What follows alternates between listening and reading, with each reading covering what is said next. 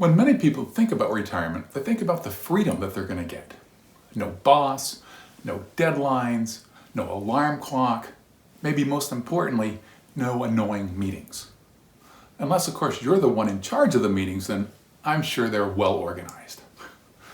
But what people fail to recognize when in retirement is there are 5 big parts of their life that are going to disappear.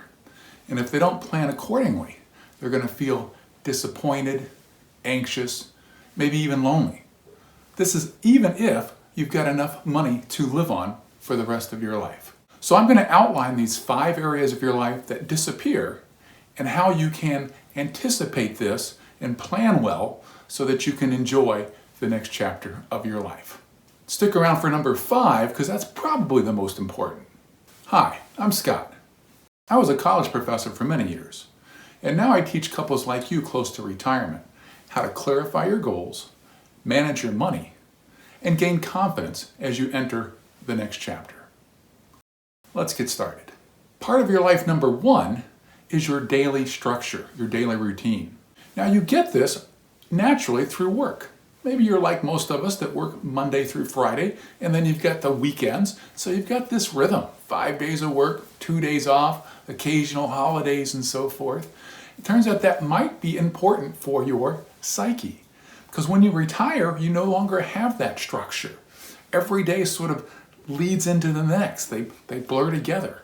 I like what my buddy says, that every day is Blur's day. So that can be important because maybe that first week, first month, you're excited about it. It's like vacation. You have no responsibilities. But eventually, for a lot of people, this lack of structure becomes a bit of concern. So how can you avoid this is you intentionally create structure. Maybe this is around a new volunteer activity that you do twice a week.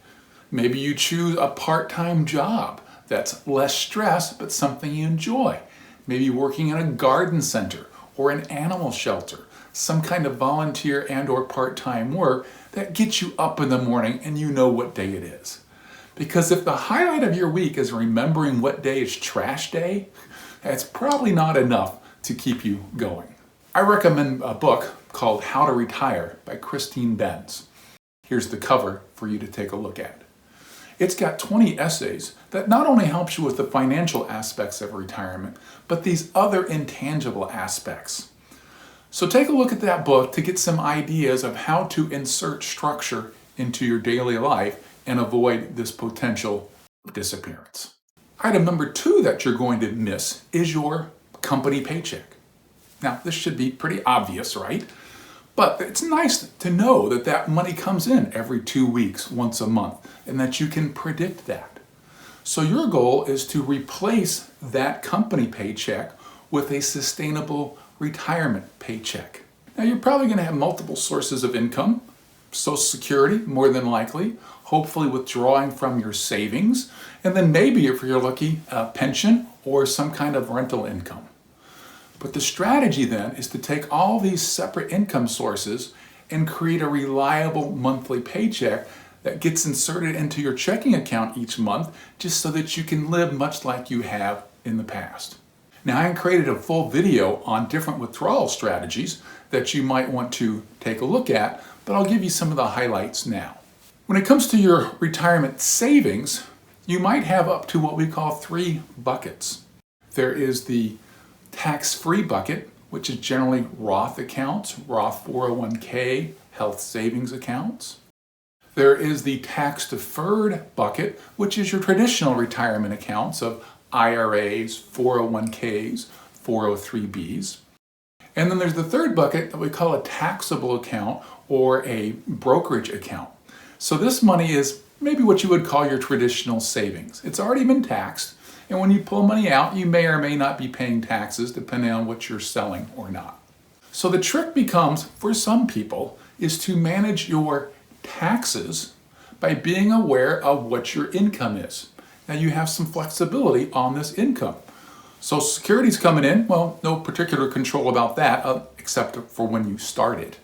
But how much you pull from your retirement accounts and which ones you pull from, whether it be the tax-free accounts or the tax-deferred accounts or the taxable accounts, will control what your yearly income is as far as the IRS is concerned, and therefore that will determine how much you pay in taxes. Well, as you probably know, the US has what's called a progressive tax system. The more money you make, the higher tax rate you pay. Now for couples, anything below about, $55,000 I believe, you pay a tax rate of 10%. And then up to $127,000 of income, you pay about 12% on that marginal difference. And then finally, for you rich folks above $127,000 during retirement, so up to about $237,000, your tax rate jumps quite a bit. It goes from 12% to 22%. So part of your goal might be each year is strategically pulling from each of these accounts combined with Social Security and pension so that you don't exceed that gross income of $127,000. So if you can do that, great. Once again, take a look at the full video that you might find useful. Now, if you want a second opinion with this stuff, you want a trusted mentor, I work with couples for a flat fee. We work together to identify exactly when you can safely retire and what you have to do between now and then so that you can retire at that date. Learn more by clicking on the link down below, learn more about me, my process, and then schedule an introductory call. Part of your life number 3 is your social network. Now, you may not think of your employment as your social community, but for many people, it is.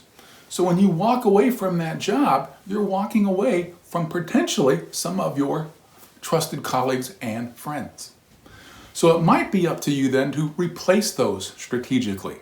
Now maybe you've lucked out and you have some couple friends that you've always been entertaining with, but you might need to be strategic and look to join clubs, new exercise routines, the ubiquitous pickleball for you and the spouse to play.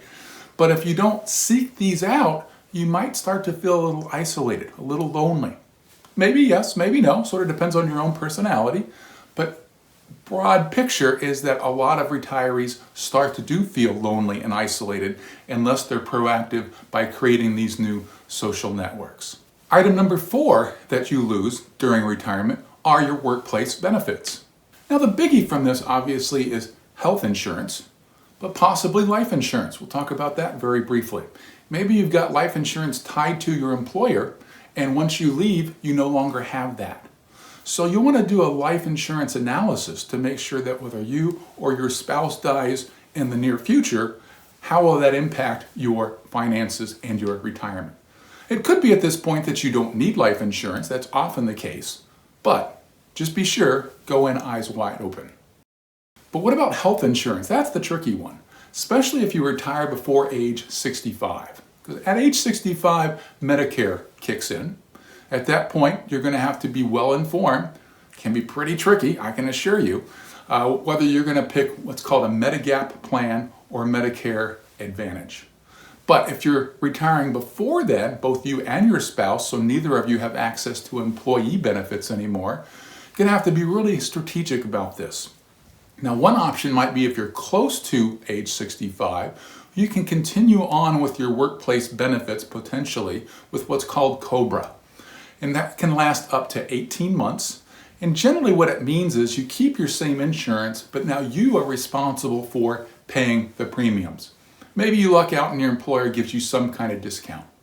So that's an option. You might have to go to the private marketplace or what's called the ACA marketplace.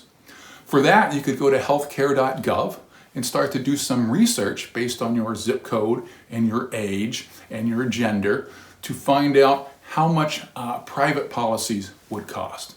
Now this is important because Fidelity suggests that during your first year of retirement, a couple is going to spend up to $12,000 in healthcare, $6,000 for each of you. Now this includes insurance premiums, co-pays, dental visits, vision, a variety of things. I just mentioned dental and vision. Be aware that most insurance companies going forward won't provide that for you. Maybe a Medicare Advantage plan might. But this is an added expense that as you're putting together your plan for retirement, don't underestimate how much you will need to pay for healthcare in a variety of different spots. One more note about healthcare. Do you have a health savings account? If you do, these are great, right? You know that you can put money in, tax deductible, and when it comes out, it's tax free. In fact, it's the most tax advantaged plan that you can have. So if you have one and you've just now been putting in a little bit each year to pay your yearly expenses, think about maxing that out as best you can over the remaining years before retirement. Because the more money you can put into this account, you know you're going to use it effectively because you're going to have various kinds of healthcare expenses. But it's just a great tax advantage to get a deduction going in as well as tax-free coming out. So always a great idea. Look to maximize your health savings account for a couple. I hesitate to tell you the number, 6,000 to 8,000, I believe. But do your own research for 2025. That will be a great use of your money. And then finally, item 5 that you might lose when you retire, your sense of purpose.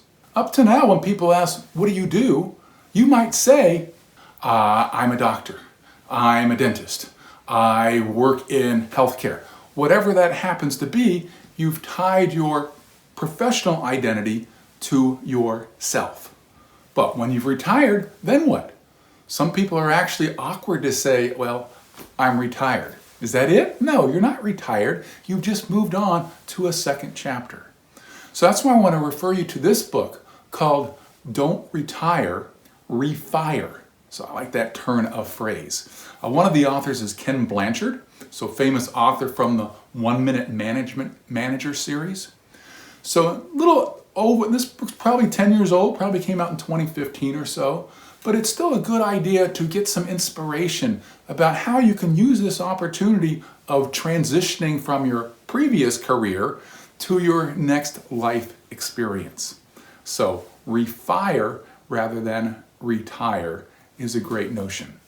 So whether this comes through volunteer activities, new exercise routines, something to give you a sense of purpose so that you can get up each and every day. Put the work in now, anticipate that, don't wait until after you retire, because then you just sort of might flounder. So great homework for you. Take a look at this book, Retire, Don't Refire, or vice versa, and figure out what will you do in the next chapter of your life to give you purpose and meaning. So don't think of retirement as things that are taken away from you.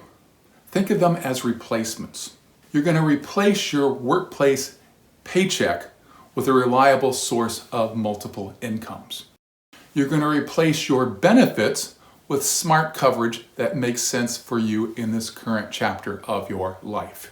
You're going to replace the structure of your day-to-day activities and your social network with predictable routines that give you some enjoyment and satisfaction. And then finally, you're going to replace your professional identity with something new that you're excited about that gives you purpose. So we want you to rebuild your life with intention so that the next 20, 30 years can be super satisfying. Now, if you like this video, please make sure to like and subscribe so you can see future ones coming forward. Until then.